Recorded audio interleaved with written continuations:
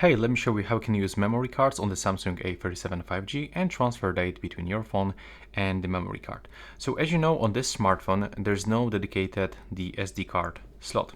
So how we can use it? Basically, we have to just purchase this adapter that will allow us to input the SIM card, the memory card, and now just to plug it in straight into the USB-C port. Now, when we go to the left upper corner to the notification center, we can find that USB storage was added. So we can just open it. And now as you can see, we can find everything that is on our SIM card, memory card. So now if I want to move files from my memory card to phone or from my phone into the memory card, I can easily do this by selecting any file. Now I can copy this file or move. If I'm gonna move, then it means that it will be not anymore available on this storage. Now select the internal storage if you want to move it to your phone, or select your SD card if you want to move it from your phone into your card.